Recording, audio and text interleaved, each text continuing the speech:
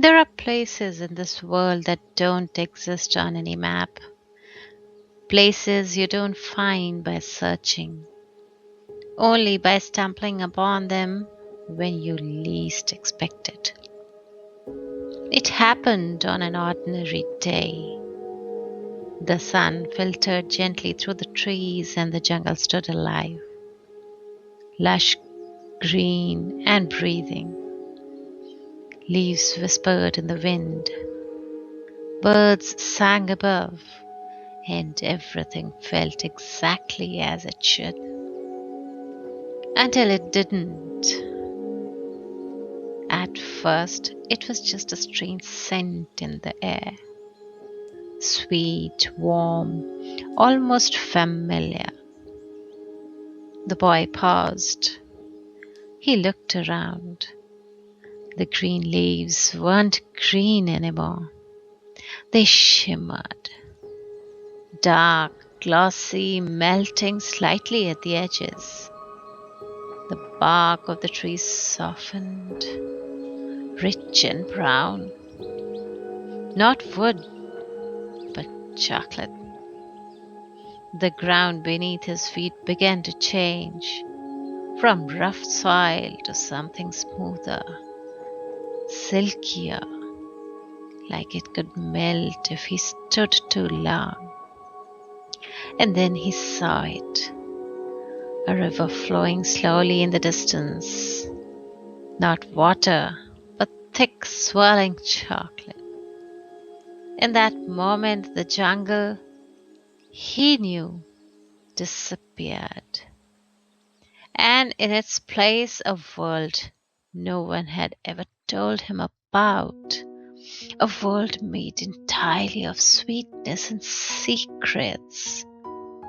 And without realizing it, he had already stepped inside. Chapter 1: The Chocolate World.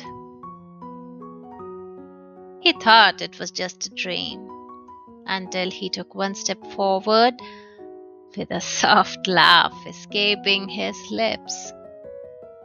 Though doubt and wonder tangled quietly inside him. And then his one step forward changed everything. The jungle didn't simply fade, it melted. Leaves shimmered into glossy, delicate candy wrappers. Tree trunks deepened into rich, velvety brown, and the air turned warm and sweet. Thick with chocolate, almost drinkable. Even the silence changed. It hummed. The colors around him melted into magic. This wasn't a dream anymore. It was real. And somehow it had been waiting for him. The moment his foot touched the ground ahead, the world held its breath. The jungle slipped away, revealing something far more enchanting and impossible. Something alive. It felt familiar, not from life, but from dreams. As if he had been here before. Not in a waking life, but in dreams. Night after night, this place had found him, whispering through his sleep, guiding his thoughts, settling quietly into his heart like a secret, waiting to be discovered. And now he was standing inside it. And for a moment he forgot how to breathe. All those dreams All those quiet efforts to follow a path no one else could see had not been foolish. They had genuinely led him here, to a hidden threshold where imagination stepped into truth. He looked around slowly, and then he realized that this wasn't just a place with chocolate. It was a world made of it. The ground beneath his feet felt soft and powdery, like finely crushed cocoa. When he bent down and touched it, his fingertips felt it. Warmth, silk, totally caramel. The trees rose tall around him, their trunks thick and rich like dark chocolate bars. He broke a small piece.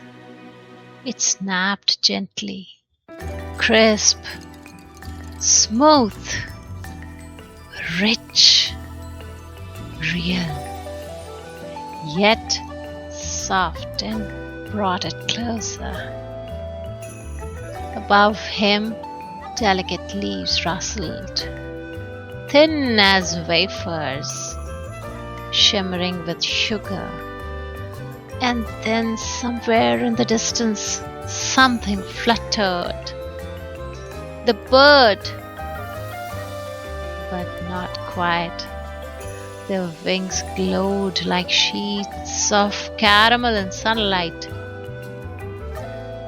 The boy kept walking down this enchanted world of chocolate when he finally saw a river flowing, not with transparent water, but with smooth, flowing, thicky, milky chocolate, folding over itself in slow, golden waves. Soft bubbles rose and burst, releasing warmth to the air, and irresistible sweetness. The boy could not resist himself stepping closer to the river. His reflection rippled in its creamy surface. He pinched himself once, twice, still real. A soft laugh escaped him, free, weightless, full of wonder. "It's real," he whispered. Here, there were no rules, no limits, no warnings. No one to stop and say, "Enough!" Chocolate wasn't a treat. It was the world. This was the chocolate land. The chocolate bars, chocolate fruity gems, and rich flavors were naturally available to him. Even thick, flowing white chocolate was available for him to drink. All was free and in abundance. No money, no waiting, no permission was needed. Just reach out for this place and taste and eat as much as you want. For the first time, joy didn't feel borrowed. It didn't feel forbidden. It simply belonged. Wilson bent down and gathered a handful of warm chocolate powder, pouring it into the waffle-shaped cone he had crafted from the tree trunk earlier. Then he dipped it into the flowing river. The chocolate coated it instantly. Rich, smooth, perfect. He added delicate chocolate leaves and fruits from the tree on top, watching them melt into sweetness. And there it was, his first creation, born of the land itself, a cone of pure sweetness. As he took his first bite, his eyes closed. The taste spread through him like a magic, soft, warm, and complete. And in that moment, the chocolate world embraced him. He didn't know yet this world had secrets of its own.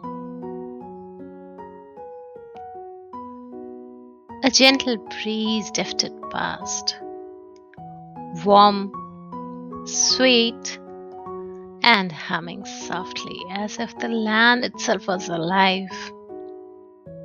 Somewhere above, caramel light shimmered through the leaves, and in the distance the chocolate river whispered quietly as it flowed.